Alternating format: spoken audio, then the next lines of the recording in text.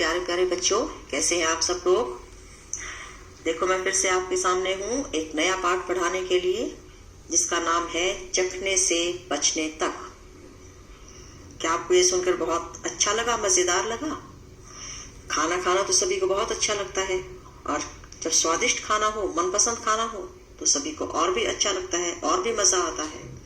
तो आज हम खाने के स्वाद के बारे में बातें करेंगे, और इसलिए इस अध्याय का नाम है चखने से बचने तक। तो आइए शुरू करते हैं। स्वाद ही स्वाद। झुम्पा रसोई में गई और माँ से लिपट कर बोली, माँ मैं नहीं खाऊंगी कड़वे करेले, मुझे तो तुम गुड़ रोटी ही दे दो। माँ ने हंसते हुए कहा, कितना मीठा खाओगी, सुबह भी तो तुमने चीनी वाली रोटी खाई थी। तुम बोर नहीं होती एक ही तरह के स्वाद की चीजें खाकर? झूलन ने झुम्पा को चिढ़ाते हुए कहा। झुम्पा तपाक से बोली, तुम बोर होती हो क्या इमली चाटते चाटते? जरूर नाम सुनते ही तुम्हारे मुंह में भी पानी आ गया होगा। झूलन बोली, मैं मीठा भी खाती हूँ, नमकीन भी। हाँ, खट्टी इमली मुझे बहुत ही पसंद है, पर मैं करेला भी खा लेती हूँ। यह कहकर झूलन ने माँ को देखा और दोनों जोर से हंस पड़ी। अभी तक जो आपने सुना उसमें क्या दिखाया गया है कि एक बच्ची अपनी माँ से जाके लिपट कर बोलती है कि मुझे करेले नहीं खाने, मुझे तो मीठा ही खाना है, क्योंकि उसको मीठे का स्वाद बहुत अच्छा लगता है। तो उसकी माँ कहती है कि एक ही तरह की चीजें खाती रहोगी, सुबह भी तुमने चीनी वाली रोटी खाई थी। तो इतने में उसकी बहन आती है, झुम्पा की बहन और झूलन, और वो कहती है कि एक ही तरीके के खाने खाती रहती हो, दूसरे स्वाद के खाने नहीं खाती। तो झुम्पा भी बोलती है, तुम्हें भी तो खट्टा बहुत अच्छा लगता है, तुम भी तो इमली के नाम से तुम्हारे मुंह में पानी आ जाता है। इस तरीके से दोनों बहनें आपस में एक दूसरे को चिढ़ा रही थी। तो झूलन झुम्पा से बोली, ये दोनों बहनें हैं, झूलन और झुम्पा दोनों बहनें हैं। झूलन झुम्पा से बोली, चलो एक खेल खेलते हैं, मैं तुम्हारे मुंह में खाने की कोई चीज रखूंगी, तुम्हें आंख बंद करके उसे पहचानना होगा। झूलन ने चम्मच में नींबू के रस की कुछ बूंदें ली और झुम्पा को चखाई। खट्टा नींबू, झुम्पा फट से बोली। फिर झूलन ने गुड़ की डली उठाई तो माँ बोली, पीस कर खिलाओ, नहीं तो फट पहचान लेगी। झूलन ने थोड़ा सा गुड़ पीस कर झुम्पा को चिखाया तो उसने पहचान लिया। इस तरह झुम्पा ने कई चीजें पहचानी। अच्छा बच्चों, जब आप केला खाते हैं तो आपको केले का स्वाद एकदम से पता लगता है जैसे ही आप केला खाते हैं। लेकिन अगर उसी केले को दूध में मिलाकर पीसकर शेक बनाकर दिया जाए तो शायद आपको पहचानने में थोड़ा सा समय लगेगा कि ये केले का शेक है। इसी तरीके से अगर हम चीजों को जिस प्रकार से हम रोज उसे खाते हैं उससे थोड़ा अलग हट कर खाएं तो हमें स्वाद पहचानने में थोड़ी सी देर लग सकती है। तली हुई मछली को झुम्पा ने बिना चखे ही पहचान लिया। तब झूलन बोली, अब नाक बंद करके पहचानो। झुम्पा ने चखा तो वह सोच में पड़ गई। कुछ कड़वा सा है, कुछ खट्टा सा, कुछ नमकीन सा, यानी कि उसे कुछ समझ नहीं आ रहा था कि इसका क्या स्वाद है। एक चम्मच और खिलाओ, वह बोली। झूलन ने चम्मच में करेले की सब्जी ली, झुम्पा की आंखों की पट्टी खोली और बोली, खाओ। झुम्पा भी हंसते हुए बोली, लो खिलाओ। अब आप ये बताइए, आपने जितना भी ये पाठ अभी सुना है, इससे आपको क्या समझ आया? इससे ये समझ आया कि हमें स्वाद लेने के लिए अपनी जीभ का इस्तेमाल करना पड़ता है। हमें जो भी स्वाद पता लगता है, जब तक हम उस चीज को अपनी जीभ पर नहीं रखते और वो जीभ पर थोड़ी सी नहीं घुलती, हमें उस चीज का स्वाद नहीं पता लगता। अब आपने इस बारे में चर्चा करनी है कि खट्टी इमली का नाम सुनते ही झूलन के मुंह में पानी आ गया। तुम्हारे मुंह में कब कब पानी आता है? अपनी पसंद की 5 चीजों के नाम और उनके स्वाद लिखो। जब भी हम कुछ खट्टा देखते हैं या खाते हैं, जब हम नींबू भी देखते हैं, देखने से ही हमारे मुंह में पानी आ जाता है। या हम कोई अचार खाते हैं, आम का अचार खाते हैं या नींबू का अचार खाते हैं, तो उसको खाने से पहले ही हमारे मुंह में पानी आ जाता है। ऐसा क्यों है?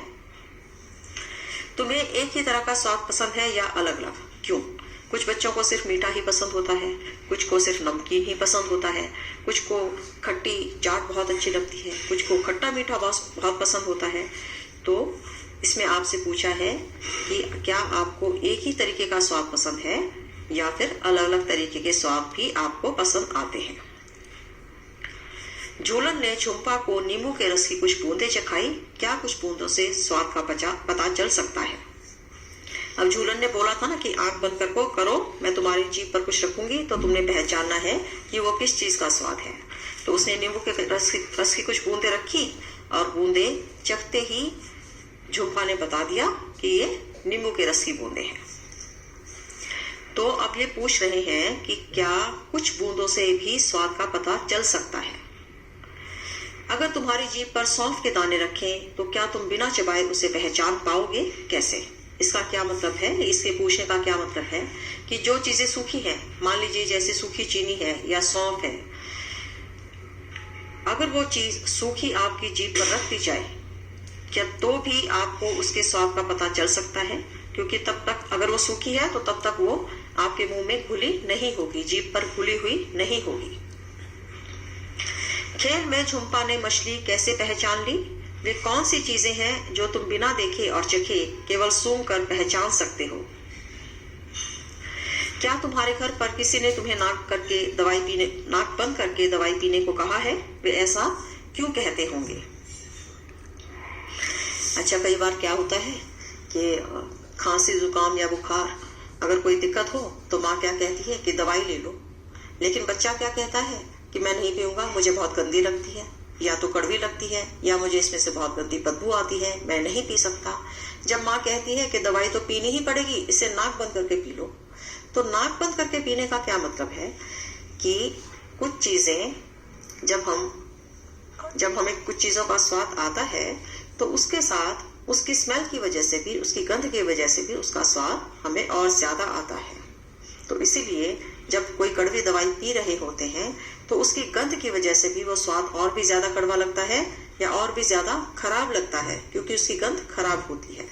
तो इसलिए जब नाक बंद करके हम दवाई पीते हैं तो उसका जो गंदा स्वाद है वो थोड़ा सा कम हो जाता है, क्योंकि गंध की वजह से भी स्वाद में बढ़ोतरी होती है। आंख बंद करके स्वाद पहचानो। अलग अलग स्वाद की कुछ चीजें इकट्ठी करो और अपने साथी के साथ झूलन और झुम्पा की तरह खेल खेलो। अपने साथी को चीजें चखाओ और पूछो, स्वाद कैसा था? खाने की चीज क्या थी? जीभ के कौन से हिस्से में स्वाद ज्यादा पता चल रहा था? आगे, पीछे, बाईं या दाईं तरफ? तुम्हें जीभ के कौन से हिस्से में कौन सा स्वाद ज्यादा पता चला? अपने अनुभव के आधार पर चित्र में लिखो। कुछ खाने की चीजों को मुंह के किसी और हिस्से पर रखो, ओंठ, तालू, जीभ के नीचे। क्या कहीं और भी स्वाद का पता चला? अब इसमें ये बताया है कि जीभ के कौन से हिस्से में कौन सा स्वाद रहता है। ये आपसे करके देखने को कहा गया है इस पाठ में। जो हमारी जीभ है उस पे कुछ स्वाद के तंतु होते हैं। आप अपनी जीभ निकालकर शीशे के सामने खड़े होकर देखें तो आपको जीभ पर कुछ गोल गोल दाने बने हुए दिखाई देंगे। जीभ के आगे नोक पर जहाँ नुकीली होती है जीभ, वहां पर दाने थोड़े कम बारीक होंगे, और जैसे जैसे हम पीछे जाएंगे, जीभ के किनारों की तरफ से पीछे होते जाएंगे, तो वो दाने थोड़े से बड़े होते हुए नजर आएंगे। और जीभ के बिल्कुल पीछे की तरफ जो गले के साथ जीभ लगती है, वहां पर हमें बहुत ही मोटे मोटे दाने दिखाई देंगे। ये सभी स्वाद के तंतु कहलाए जाते हैं। अभी तक जो हमने पढ़ा है उसमें, यानी कि हमने अपनी कक्षा में पढ़ा था जब हम बच्चे थे, हमें तो ये पढ़ाया जाता था कि जीभ की जो नोक है उसकी आगे की जो तंतु होते हैं, जीभ की नोक पर जो तंतु होते हैं वो मीठे स्वाद का पता बताते हैं। उसके पीछे, थोड़े से ही पीछे किनारों पर जो तंतु होते हैं वो नमकीन स्वाद का पता बताते हैं। उससे थोड़ा पीछे और किनारे पर जो तंतु होते हैं वो खट्टे स्वाद का पता लगाते हैं। जहां पर हमारे मुंह में पानी आता है, ठीक उसी जगह पे खट्टी चीजों को देखकर। और बिल्कुल पीछे जो बहुत मोटे मोटे दाने होते हैं जीभ के पीछे की तरफ, वहां से हमें कड़वे स्वाद का पता लगता है। लेकिन कुछ चीजें ऐसी होती हैं जिनमें स्वाद होता ही नहीं, बिल्कुल फीकी होती हैं, उनका हमें पता ही नहीं लगता इसका क्या स्वाद है, क्योंकि उनमें स्वाद ही नहीं होता। तो हमने तो यही पढ़ा था। लेकिन आजकल ऐसा माना जाता है, नई स्टडीज के अनुसार माना जाता है कि ये जितने भी तंतु स्वाद के लिए बताए गए हैं, आगे मीठा, उसके पीछे नमकीन, उसके पीछे खट्टा और सबसे पीछे कड़वा, सिर्फ इन्हीं की वजह से यही स्वाद नहीं आते, बल्कि सभी स्वाद, ये सभी तंतु सभी स्वाद महसूस कर सकते हैं। ऐसी आजकल नई रिसर्च में आया है, क्योंकि हमेशा किसी चीज पर कोई ना कोई प्रयोग करते रहते हैं, वैज्ञानिक प्रयोग करते रहते हैं। तो जब भी नया प्रयोग होता है तो कुछ नई चीजें सामने आती हैं। अभी तक जो चीजें सामने थी उसमें इन स्वाद के बारे में बताया गया था कि जीभ पर इन तंतुओं की वजह से ये स्वाद आते हैं। लेकिन अब जो नया प्रयोग किया है उसमें बताया गया है कि ये जो तंतु है ये सभी स्वाद को मिलकर महसूस कर सकते हैं, उसका स्वाद ले सकते हैं।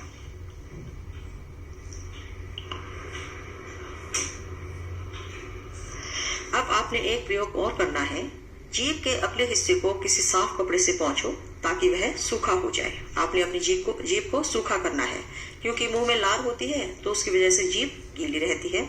तो आपने अपनी जीभ को पोंछकर सूखा करना है। अब वहां चीनी के कुछ दाने या शक्कर रखो। क्या कुछ स्वाद आया? सोचो ऐसा क्यों हुआ होगा। जब हम मुंह में चीनी डालते हैं तो थोड़ा सा घुलती है, तभी हमें मीठा लगता है। लेकिन अगर वो घुलती नहीं है तो हमें उसका स्वाद नहीं पता लगता। तो यही आपसे पूछा गया है कि जब चीनी के कुछ दाने या शक्कर सूखी जीभ पर डाले गए तो क्या आपको उसका स्वाद आया? शीशे के सामने खड़े होकर अपनी जीभ की सतह को ध्यान से देखो, कैसी दिखती है। क्या जीभ पर कुछ दाने दाने जैसे दिखते हैं? जैसा मैंने थोड़ी देर पहले आपको बताया कि हमारी जीभ पर स्वाद के कुछ तंतु होते हैं जो दाने दाने जैसे दिखते हैं। आप अपनी जीभ जरा देखिए शीशे में, क्या उस पर वो दाने दाने आपको दिखाई देते हैं? और हमें बताइए, अगर कोई हमसे पूछे कि कच्चे आंवले या खीरे का स्वाद है, क्या स्वाद है, तो हमें सोचना पड़ेगा। तुम खाने की इन चीजों जैसे टमाटर, प्याज, सौंफ, लौंग आदि का क्या स्वाद बताओगे? स्वाद बताने के लिए कुछ शब्द ढूंढो और खुद से सोचकर बनाओ। कुछ चीजें चखने के बाद झुम्पा बोली सी, जैसे हम कोई मिर्ची खा लेते हैं या जिस खाने में ज्यादा मिर्च होती है वो खाते हैं तो हमारे मुंह से अपने आप ही निकलता है, क्योंकि हमारी जीभ जलने लगती है। सोचो उसने क्या खाया होगा, तो उसने कुछ तीखा खाना, मिर्च वाला खाना खाया होगा। तुम भी इसी तरह कुछ खाने के स्वादों के लिए आवाजें निकालो। जैसे मुंह में अचार डालते हैं या हाजमोला खाते हैं तो कैसा चटकार आता है, ऐसा करके आता है ना। तो इसी तरीके से जब हम मिर्चें या तीखा खाना खाते हैं तो हमारे मुंह से सी की आवाज निकलती है। अपने साथी से कहो कि क्या वह तुम्हारे भाव देखकर अनुमान लगाए कि तुमने क्या खाया होगा। अच्छा, मान लीजिए आप दो फ्रेंड्स हैं या दो बहनें हैं, और क्योंकि फ्रेंड्स और बहनों को तो एक दूसरे का पता होता है कि इसको कौन सा खाना अच्छा लगता है, मीठा खाना अच्छा लगता है या ये मिठाई अच्छी लगती है, या इसको डोसा पसंद है या इसको समोसा पसंद है। तो आप क्या कीजिए, अपने साथी को बोलिए कि वो कुछ खाकर आए, और उस खाने के बाद उसके मुंह को देखकर आपने अंदाजा लगाना है कि वो खुश है या बहुत खुश है या उसका मुंह बुरा बना हुआ है। उससे आपने अंदाजा लगाना है कि उसने कौन सा खाना खाया होगा। चबाकर या चबा कर खाओ, दोनों में अंतर बताओ। सब मिलकर कक्षा में यह गतिविधि करो। ब्रेड या रोटी का टुकड़ा या पके हुए चावल लो।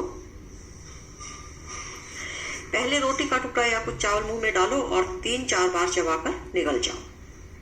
क्या चबाने से स्वाद में बदलाव आया? अब रोटी का टुकड़ा या कुछ चावल मुंह में डालो और 30-32 बार चबाओ। क्या देर तक चबाने से स्वाद में बदलाव आया? जब भी हम चीज खाते हैं तो हमें वो चबानी पड़ती है। हाँ, पीने की चीजें हमें नहीं चबानी पड़ती, लेकिन खाने की चीजें हमें चबानी पड़ती हैं। जो चीजें नर्म होती हैं वो कम चबानी पड़ती हैं, जो ज्यादा सख्त होती हैं वो ज्यादा चबानी पड़ती हैं।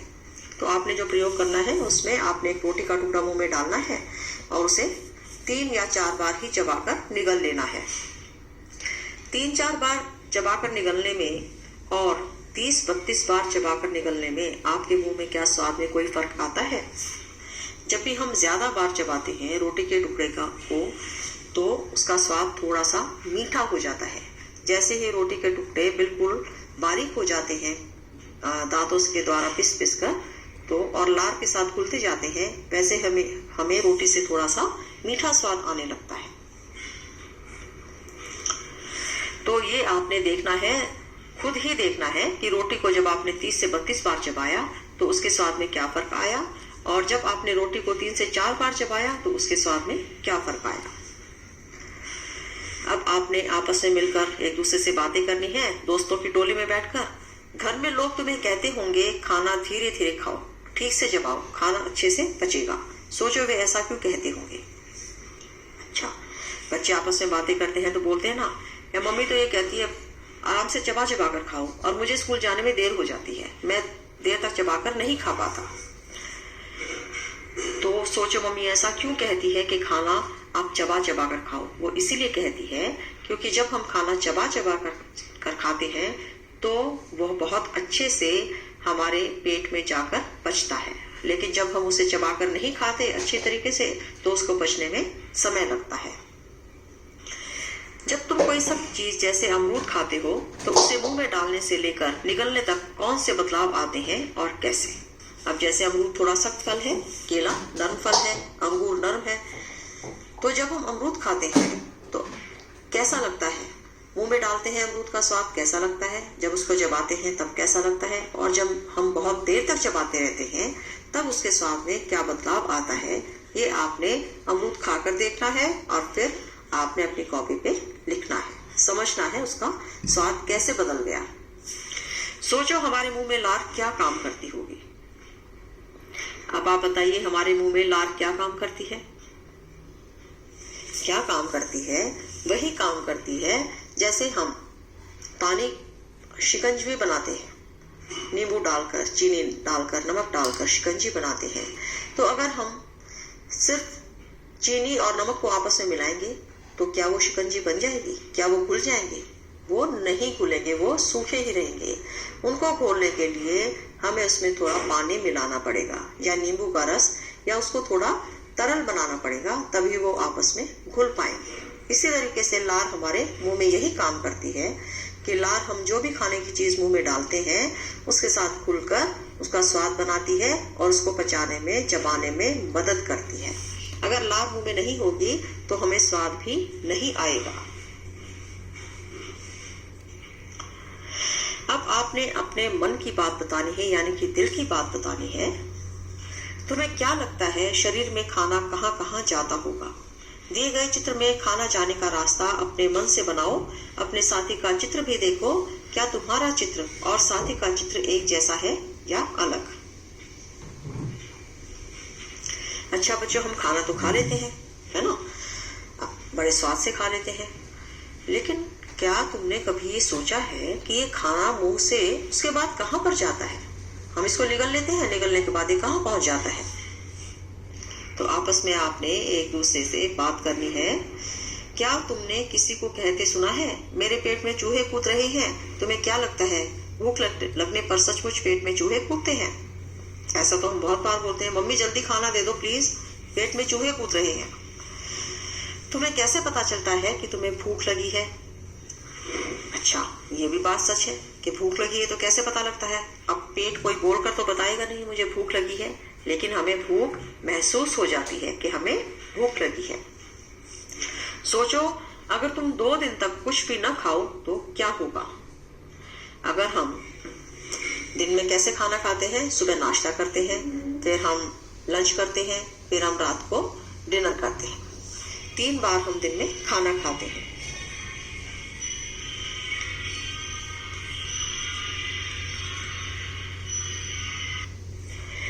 उस 3 बार के खाने में से अगर हम 1 बार का खाना निकाल दें, मान लीजिए दोपहर को आप टिफिन ले जाना भूल गए और आपने दोपहर का खाना नहीं खाया, तो आपको कितनी भूख लगती है उस समय पे?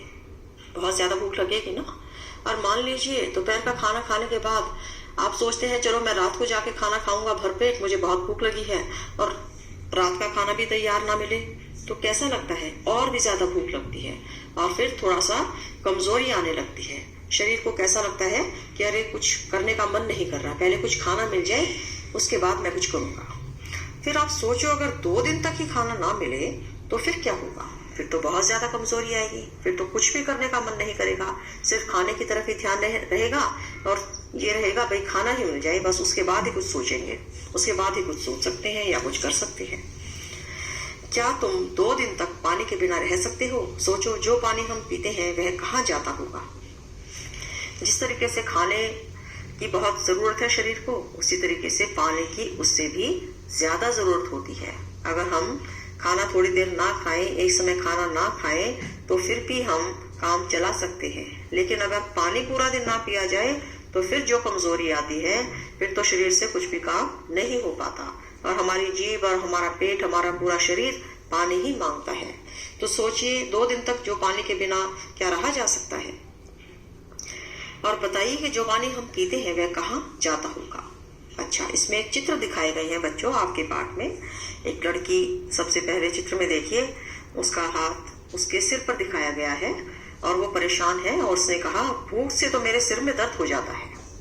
और दूसरा बच्चा, उसको थोड़ा गुस्से में दिखाया गया है, वो कह रहा है, जब भूख लगती है तो मुझे गुस्सा आता है। तीसरा बच्चा उदास बैठ गया नीचे, वो कह रहा है, जब मैं भूखा होता हूँ तो थका थका महसूस करता हूँ, क्योंकि उसका कोई काम करने का मन नहीं कर रहा, ना उसका शरीर वो काम कर पा रहा है भूख के कारण।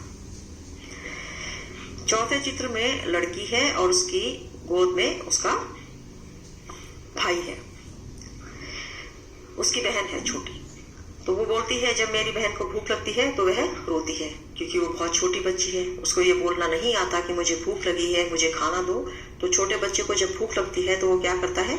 वो रोने लगता है। तो जब उसकी बहन को भूख लगती है तो वह रोती है। मुझे भूख लगती है तो मैं भी रोता हूँ। अब इसमें एक जानवर को दिखाया गया है, कुत्ते को।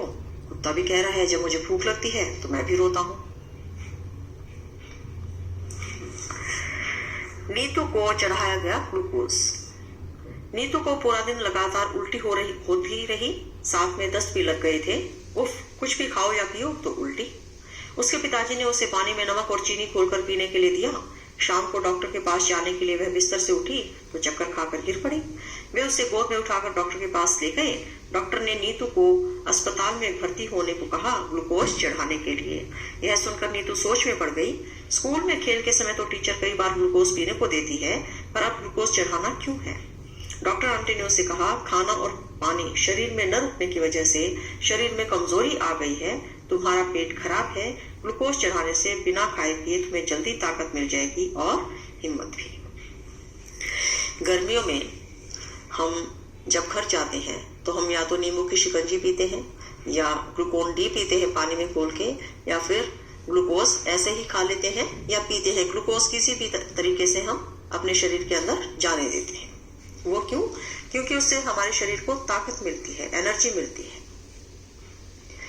तो कई बार क्या होता है कि हम कुछ खाते पीते हैं तो वो खाना हमें हजम होना, हमें पचना बंद हो जाता है। हम कुछ भी खाएंगे तो उल्टी आ जाएगी या दस्त लग जाएंगे, बार बार पॉटी जाना पड़ेगा। ऐसा क्यों होता है? क्योंकि हमारा पाचन की जो शक्ति है, पाचन की क्रिया है, वो ठीक से काम नहीं कर रही होती और हमारा पेट खराब हो जाता है। ऐसे समय में अब क्या, मान लीजिए कुछ भी खाया पिया नहीं पूरा दिन, तो फिर क्या होगा? चक्कर ही आएंगे, फिर आप खड़े कैसे रहेंगे? फिर तो बहुत ज्यादा कमजोरी आ जाएगी, फिर हॉस्पिटल जाना पड़ेगा। हॉस्पिटल में डॉक्टर क्या करेंगे? इसको जल्दी से ग्लूकोज लगाओ, क्योंकि पानी भी अंदर नहीं ठहरता, खाना भी अंदर नहीं ठहरता, तो बार बार वो बाहर निकलता है, कभी उल्टी से कभी दस्त है। तो अब इसके शरीर में खाना पीना पहुंचाए कैसे जाए? तो फिर डॉक्टर क्या करते हैं? ग्लूकोज चढ़ाने का मतलब एक सुई के द्वारा हमारे हाथ की नसों से वो ग्लूकोज डॉक्टर धीरे धीरे शरीर में चढ़ाते हैं। उसके चढ़ाने से उल्टी नहीं आती और वो हमारे शरीर में जाता है और हमारे शरीर को ताकत देता है। बताओ और चर्चा करो। तुम्हें याद होगा कि तुमने 4th कक्षा में नमक चीनी का घोल बनाया था। नीतू के पिताजी ने भी उसे यही घोल दिया। सोचो, उल्टी दस्त होने पर यह घोल क्यों देते होंगे? 4th कक्षा में आपने पढ़ा था कि नमक चीनी का घोल क्यों बनाया जाता है। जब भी उल्टी दस्त होते हैं तो नमक चीनी का घोल पिलाया जाता है। आपको याद होगा कि टीवी पर भी इस चीज की ऐड आती थी कि अगर छोटे बच्चों को दस्त लगे हैं या उसके अंदर पानी की कमी है तो उसे नमक और चीनी का घोल देना चाहिए। क्या तुमने कभी ग्लूकोज शब्द सुना है या लिखा हुआ देखा है? कहाँ? कभी आपने बच्चों ग्लूकोज शब्द का नाम सुना है? ग्लूकोज शब्द के बारे में सुना है कि ग्लूकोज क्या होता है?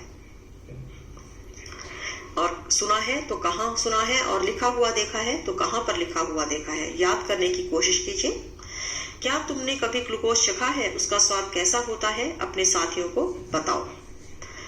और कुछ में से कुछ बच्चों ने ग्लूकोज चखा भी होगा, तो उसका स्वाद आपको कैसा लगता है ये भी आप अपने दोस्तों से मिलकर बातें कीजिए, चर्चा कीजिए।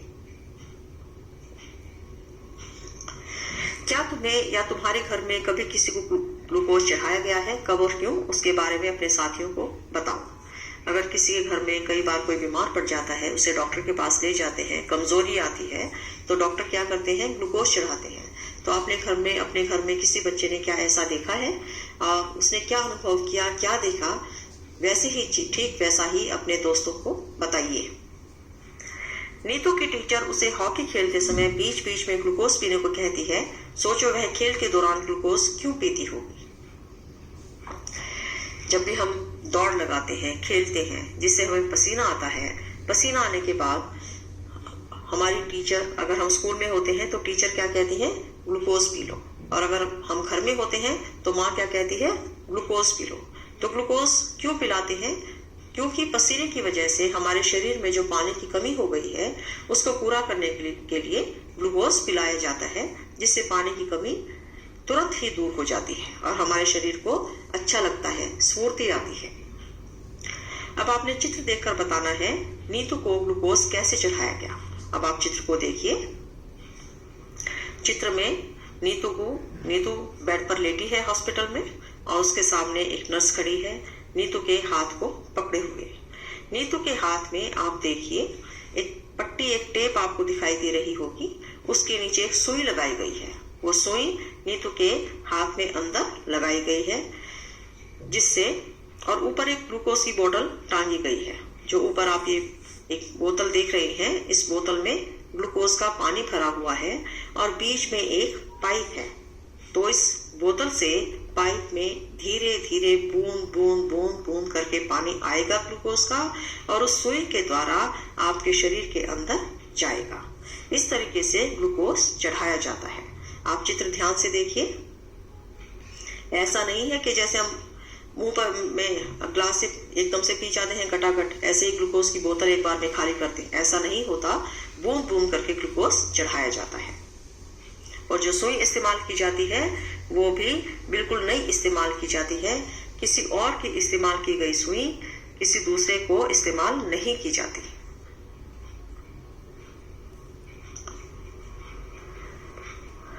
अब आप एक कहानी सुनिए।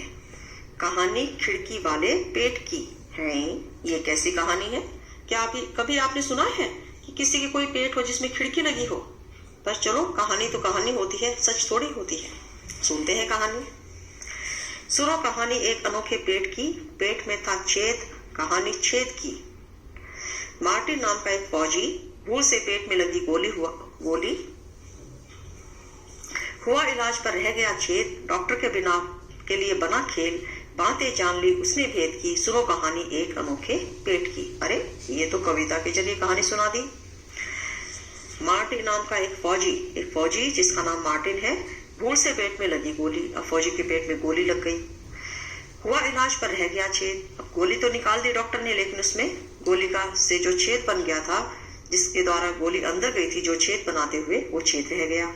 डॉक्टर के लिए बना खेल। डॉक्टर भी सोचे अब इसका क्या करूं। बातें जान ली उसने भेद की, लेकिन फिर डॉक्टर को समझ आ गया। सुनो कहानी एक अनोखे पेट की। जब चाहे तब उसमें झांक ले, अंदर का सारा हाल भांप ले।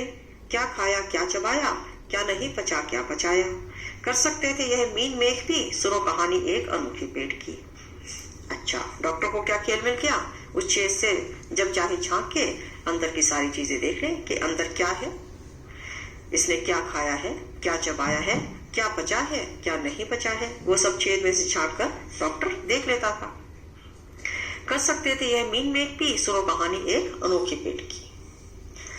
चीजें जो करती थी गड़बड़, उन्हें डालकर हाथ झटपट बाहर निकाल सकते थे, बदले में नया खाना डाल सकते थे।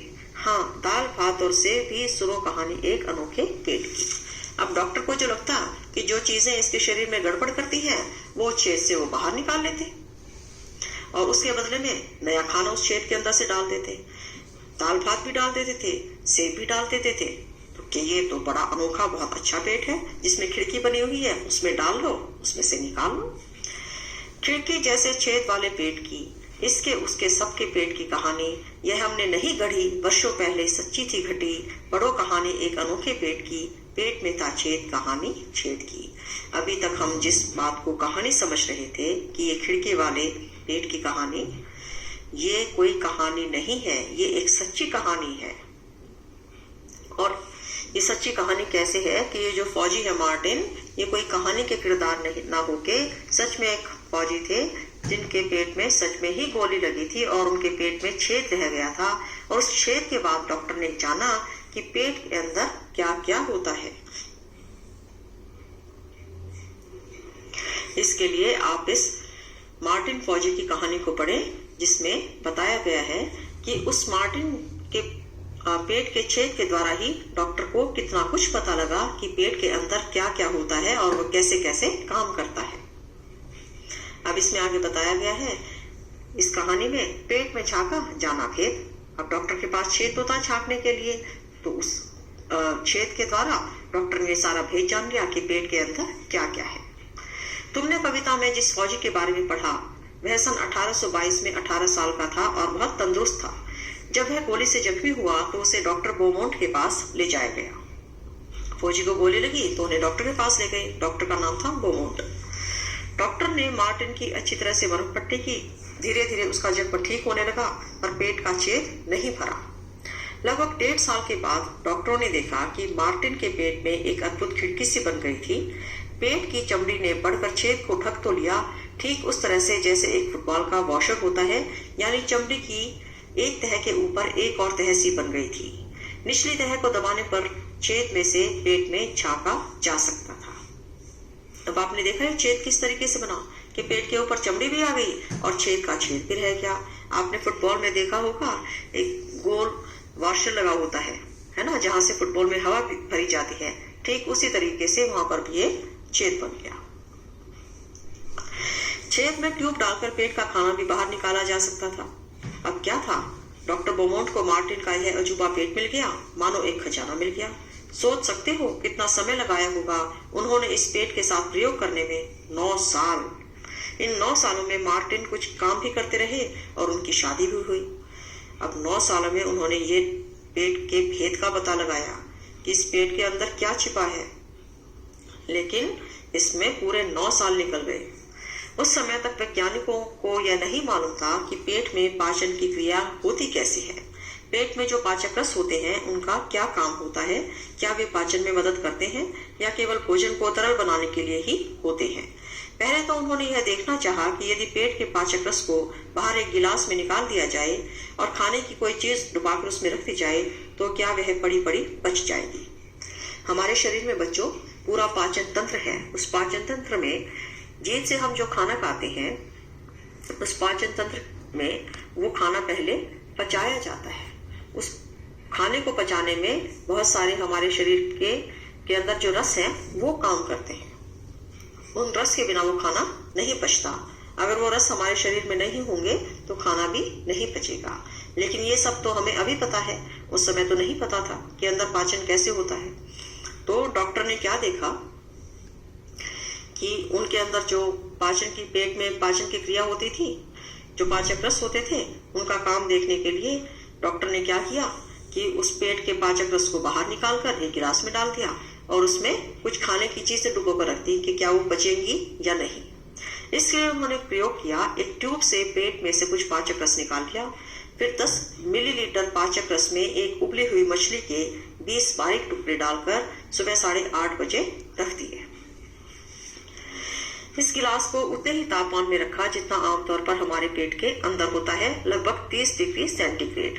दोपहर के 2 बजे तक उन्होंने देखा कि मछली के सब टुकड़े पूरी तरह से घुल चुके थे। अब उन्होंने उस पाचक रस को उतने तापमान में रखा जो हमारे शरीर के पेट के अंदर का तापमान होता है, और फिर उन्होंने देखा कि थोड़े समय के बाद मछली के सारे टुकड़े जो उस पाचक रस में डालकर रखे गए थे सब घुल चुके थे। फिर उन्होंने इसी तरह कुछ और भोजन पेट के पाचक रस में रखा और वही मार्टिन को खिलाया। अलग अलग भोजन पचने में कितनी देर लगी उसकी तालिका बना ली। डॉक्टर बोमोट की तालिका देखो। अब आप तालिका देखिए कि इसमें खाने की अलग अलग चीजें दी गई है और उनका समय लिखा गया है कि इस चीज को पचने में कितना समय लगा पेट में। पहला है कच्चा दूध। कच्चे दूध को पचने में 2 घंटे और 15 मिनट लगे, और जब वही दूध पाचक रस में गिलास में डाला गया तो उसमें 4 घंटे 45 मिनट लगे। उबला हुआ दूध, उसको पेट में पचने में 2 घंटे लगे, लेकिन गिलास में जब उसे पाचक रस में मिलाकर छोड़ा गया तो उसे पचने में 4 घंटे 15 मिनट लगे। पूरी तरह उबला हुआ अंडा, इसको 3 घंटे 30 मिनट और गिलास के पाचक रस में 8 घंटे लगे। कम उबला हुआ अंडा पेट में 3 घंटे और गिलास के पाचक रस में 6 घंटे 30 मिनट। कच्चा अंडा फेंटा हुआ पेट में 2 घंटे और गिलास के पाचक रस में 4 घंटे 15 मिनट। कच्चा अंडा 1 घंटे 30 मिनट में पेट में पच गया और गिलास के पाचक रस में पूरे 4 घंटे लगे। अब बच्चों, इस तालिका को देखने के बाद आप क्या सोचते हो? कहो, अब क्या सोचते हो? है क्या कुछ फायदा इस पेट का? डॉक्टर बोमोट ने मार्टिन के खिड़की वाले पेट के सहारे पाचन के कई रहस्य खोले। उन्होंने तालिका से देखा कि पेट में खाना जल्दी पचता है। क्या तुम भी यह देख पाए?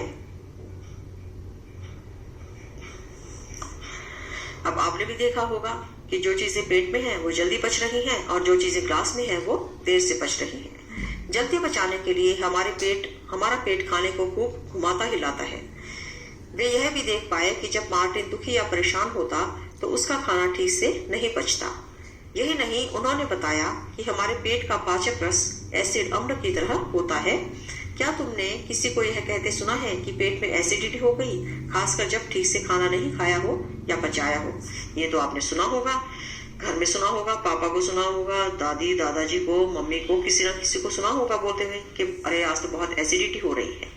अगर आप टीवी देखते हैं तो उसमें ऐड भी आती है कि आप इनो पी लीजिए, उससे एसिडिटी फौरन भाग जाएगी।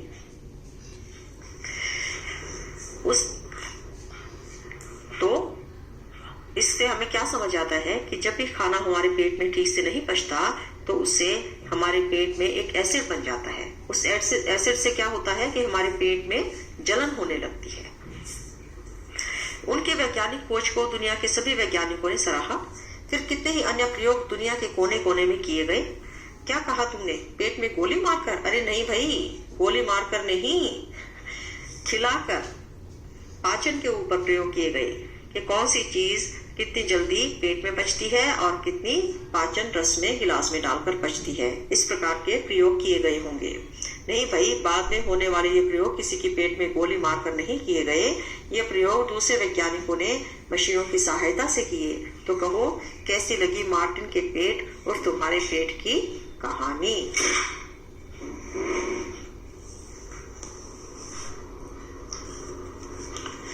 सोचो और चर्चा करो। अगर डॉक्टर बोमोट की जगह तुम होते तो पेट के रहस्य जानने के लिए क्या क्या प्रयोग करते? उन प्रयोगों के नतीजे भी बताओ। अब आप सोचो बच्चों, अगर डॉक्टर बोमोट की तरह की जगह आप वहां पर होते तो आपके दिमाग में क्या आ रहा है? आप क्या सोच रहे हैं कि आपको ये भी चीजें और करके देखनी चाहिए थी? तो ये चीजें आप अपने खुद से सोचकर अपनी कॉपी पर लिखिए। सही खाना और सही सेहत। डॉक्टर अपर्णा के पास इलाज के लिए 2 बच्चे आए, रश्मि और कैलाश। दोनों बच्चों ने डॉक्टर अपर्णा से बातचीत की। बातचीत से कुछ जानकारी मिली जो नीचे दी है, तुम भी पढ़ो। इसमें 2 चित्र दिखाए गए हैं आपको। एक लड़की है रश्मि जिसकी उम्र 5 साल है और एक लड़का है कैलाश जिसकी उम्र 7 साल है। रश्मि देखने में बड़ी दुबली पतली लग रही है ना, कमजोर लग रही है, और कैलाश काफी मोटा थुलथुला दिखाई दे रहा है। डॉक्टर ने दोनों का कद और वजन नापा और जांच भी की। दोनों बच्चों को कहा कि तुम्हारी बीमारी का एक ही इलाज है, सही खाना। अब एक बच्चा तो दुबला पतला दिखाई दे रहा है, उसका पेट फूला हुआ सा लग रहा है, और वो है 5 साल की, लेकिन देखने में 3 साल की ही लग रही है, और बीमार और थकी हुई दिखाई दे रही है। और इस कमजोरी की वजह से वो स्कूल भी नहीं जा पाती और खेल भी नहीं पाती। और वो उसको खाने को बोलो तो पूरे दिन में सिर्फ थोड़े से चावल या एक या आधी रोटी भी मिले तो उसी से उसका पेट बहुत भर जाता है, और उससे ज्यादा वो नहीं खा पाती, क्योंकि उसका पेट उससे ज्यादा पचा ही नहीं पाता। और दूसरी तरफ कैलाश है जो 7 साल का है। उसका शरीर मोटा है, थुलथुला है, और उसके पैरों में भी दर्द रहता है, और फुर्ती से कोई काम भी नहीं कर पाता। बस से स्कूल जाता है, दिन में कई घंटे टीवी देखता है, और खाना उसको घर का खाना बना हुआ खाना पसंद ही नहीं है। दाल चावल रोटी सब्जी उसे नहीं अच्छी लगती। बाजार के चिप्स बर्गर कोल्ड ड्रिंक्स बस यही खाता है उसे। तो आप देखिए, दोनों का ही वजन सही नहीं है, दोनों ही का पाचन भी सही नहीं है। तो इसके लिए इन दोनों को क्या करना चाहिए, इनको सही खाना खाना चाहिए, जिससे इनका पाचन दुरुस्त हो सके, सही हो सके, और इनका शरीर भी सही हो सके। अब आपने चर्चा करनी है, तुम्हें क्या लगता है रश्मि पूरे दिन में एक ही रोटी क्यों खाती होगी? भाई क्यों खाती है वो एक रोटी? हम तो खा जाते हैं एक बार में 2 रोटी या 3 रोटी, और वो पूरे दिन में सिर्फ एक रोटी खाकर उसका पेट भर जाता है। दूसरा, क्या कैलाश को खेल कूद में दिलचस्पी होगी? अब कैलाश थोड़ा मोटा है, थुलथुला है, उससे खेला भी नहीं जाता, वो बस बैठा रहता है, टीवी देखता रहता है। तो क्या उसे खेल कूद में दिलचस्पी होगी? सही खाने से तुम क्या समझते हो? अभी हमने ऊपर दोनों चित्रों में देखा और दोनों के बारे में बताया, तो उसमें सही खाने का जिक्र आया है कि दोनों एक ही तरीके से ठीक हो सकते हैं, सही खाना। तो तुम्हें क्या लगता है ये सही खाना क्या है? क्या समझ आया तुम्हें सही खाने के बारे में? तुम्हारे हिसाब से रश्मि और कैलाश का खाना ठीक क्यों नहीं है, लिखो। जितना आपको समझ आता है कि इन दोनों का खाना ठीक नहीं है, एक बहुत कम खाता है, एक बहुत ज्यादा और बाजार का खाना खाता है, तो आपको क्या समझ आता है इसके बारे में अपनी कॉपी में लिखिए। फिर आप अपने घर में अपने बड़ों से पूछिए, अपने दादा दादी से पूछिए। दादा दादी से पूछो कि जब वे तुम्हारी उम्र के थे तब वे एक दिन में क्या क्या काम करते थे, क्या खाते थे और कितना। जब भी आप अपने दादाजी और दादी के पास बैठेंगे तो आपको उनसे बातें करेंगे तो आपको बहुत सारी ऐसी चीजें सुनने को मिलेंगी, जानने को मिलेंगी, जो अभी आप अपने बचपन में नहीं देख पा रहे हैं, नहीं कर पा रहे हैं, या आप सोचते होंगे कि क्या ऐसा भी हो सकता था, क्या ऐसा भी होता होगा। ऐसा जरूर होता था, लेकिन वो उनके समय में। अब जब आप उनसे बात करेंगे, वो आपको अपने अनुभव बताएंगे अपने जीवन के, तब आपको पता लगेगा कि पहले कितना ज्यादा काम किया जाता था, क्योंकि अब बहुत सारी मशीनें हमारी मदद करने के लिए हैं। उस समय पर मशीनें बहुत कम होती थी और सारा काम हाथ से ही करना पड़ता था, पुरुषों को भी और महिलाओं को भी।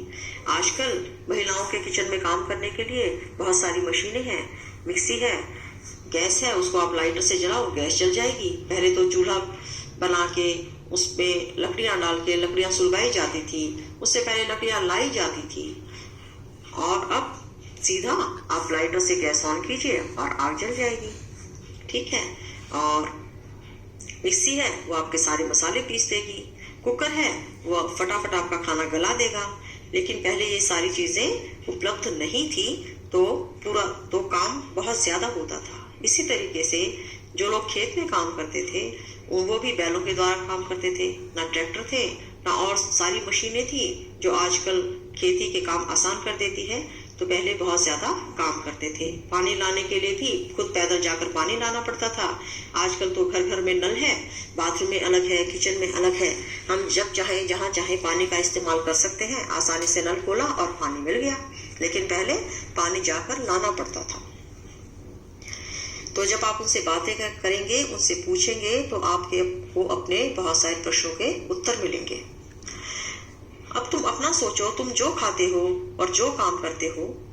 अब आप ये बताइए कि आप क्या खाते हैं और क्या क्या काम करते हैं सारे दिन में, और क्या आपके द्वारा की गई चीजें, बातें बड़ों जैसी हैं या उनसे अलग। जो बातें आपके दादा दादी अपने बचपन में करते थे और जो अब आप कर रहे हैं, या जब वो खाते थे या और जो आप अब खा रहे हैं, क्या वो एक जैसे हैं या अलग अलग हैं? क्या आपकी बातें उनसे मिलती हैं? भरपेट खाना सभी बच्चों का हक। एक तरफ कैलाश है जो घर का खाना पसंद नहीं करता, और दूसरी तरफ है रश्मि जिसको पेट पर खाने को मिलता ही नहीं है। भरपेट खाना सभी बच्चों का अधिकार है। हमारे देश में लगभग आधे बच्चे रश्मि जैसे हैं। उन्हें ठीक तरह से बढ़ने के लिए जितना खाना चाहिए उतना भी नहीं मिलता। ये बच्चे कमजोर रहते हैं और कई बीमारियों के शिकार हो जाते हैं। जब हम देखते हैं कि शादी में बहुत सारा खाना बना है, ढेर सारा खाना बना है, और वो खाना ऐसे ही बहुत सारा खाना तो वेस्ट ही हो जाता है, बर्बाद हो जाता है। लोग अपनी प्लेट में बहुत ज्यादा डालते हैं और फिर झूठा छोड़ देते हैं और फेंक देते हैं। और कहीं आप देखिए कि किसी किसी घर में 2 समय का खाना भी नहीं होता, 1 समय का खाना भी बहुत मुश्किल से मिलता है। जबकि हर बच्चे को, सभी लोगों को सही समय पर उचित खाना मिलना चाहिए। और जिन बच्चों को ठीक से खाना नहीं मिलता तो वो कमजोर रहते हैं, उनके शरीर में बहुत सारी बीमारियां आ जाती हैं। अब इसमें एक उदाहरण देकर बताया गया है। ओडिशा के कालाहांडी जिले के बारे में पढ़ो और कक्षा में चर्चा करो।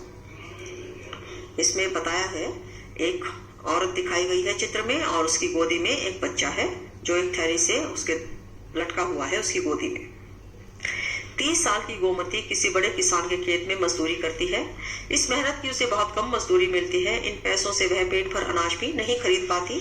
कई महीने तक तो उसे काम भी नहीं मिलता। फिर जंगल के पेड़ों की पत्तियां या जड़ें खाकर काम चलाना पड़ता है। इसी के कारण अब गोमती के बच्चे बीमार पड़े हैं। गोमती का पति भी कुछ साल पहले भूख के कारण ही गुजर गया था। एक तरफ तो कालाहांडी में सबसे अधिक चावल पैदा किया जाता है और दूसरे राज्यों में बेचा जाता है। दूसरी तरफ कालाहांडी के कई गरीब मजदूरों की हालत गोमती जैसी ही है। कई बार तो यह धान गोदामों में पड़ा पड़ा सड़ जाता है। फिर ऐसी जगह लोग भूखमरी का शिकार क्यों हो रहे हैं? अब आप देखिए, कालाहांडी जो जगह है वहां सबसे ज्यादा धान उगाया जाता है, फिर भी वहां के लोग भूखे हैं। और ये धान कई बार जब हम इसको, सारा धान एकदम से तो नहीं बिकता ना, तो उसको गोदामों में भर के रखा जाता है कि समय आने पर उसको निकाला जाएगा। लेकिन कई बार गोदाम में पड़े पड़े ही धान सड़ जाता है, लेकिन लोगों को नहीं मिल पाता। तो ये कितना गलत है कि हमारे देश में कुछ लोग भूख की वजह से बहुत परेशान हैं। भूख की वजह से उनकी मौत हो जाती है और उनका सही से पोषण नहीं हो पाता। बच्चों में या बड़ों में भी बीमारियां आ जाती हैं। अब आप सोचिए और चर्चा कीजिए, क्या तुम किसी ऐसे बच्चे को जानते हो जिसे दिन भर में खाने को कुछ नहीं मिलता? इसके क्या क्या कारण हो सकते हैं? क्या आपने अपने आसपास ऐसा देखा है? कुछ बच्चे, जैसे जब हम कहीं सड़क पर जा रहे होते हैं, रेड लाइट पर खड़े होते हैं, तो छोटे छोटे बच्चे मांगने के लिए आ जाते हैं। बिल्कुल दुबले पतले, जो नहाए भी नहीं होते और जो खाने के लिए पैसे मांगते हैं या खाना ही मांगते हैं। तो अगर आप अपने आसपास किसी ऐसे बच्चे को जानते हैं, तो क्या कभी आपने जानने की कोशिश की है कि इनको खाना क्यों नहीं मिला? क्या तुमने कभी ऐसा गोदाम देखा है जहां बहुत सारा अनाज रखा हो? कहाँ? क्या आपने कभी बहुत बड़ा गोदाम देखा है जहां पर बहुत सारा अनाज रखा हुआ हो? अब घर में तो हम इतना अनाज रखते हैं कि जो हमारे पूरे साल में काम आता है। उसके अलावा आपने क्या एक बहुत बड़ा गोदाम देखा है जहां पर बहुत सारा अनाज रखा हो? तो वो कहां पर देखा है? अब फिर से हम स्वाद के ऊपर आते हैं। हम क्या समझे, जब तुम्हें जुकाम होता है तो खाना बेहद बेस्वाद क्यों लगता है?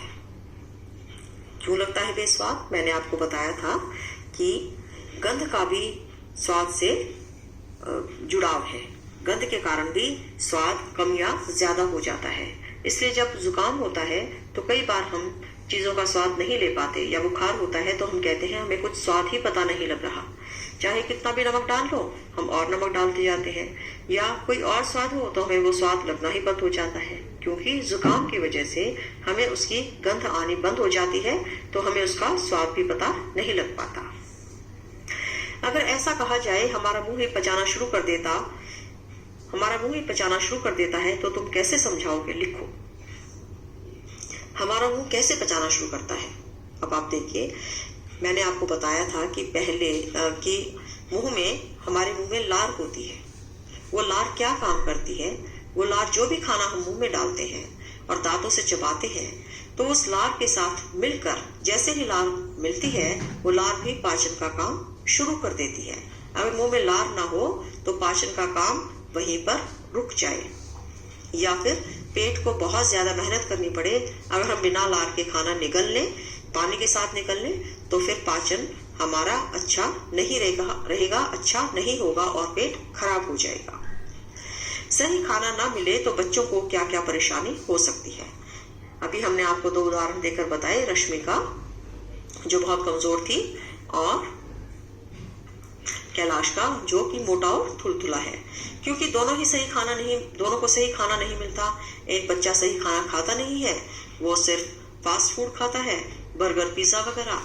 वो ना सब्जियां खाता है, ना दाल खाता है, ना रोटी खाता है।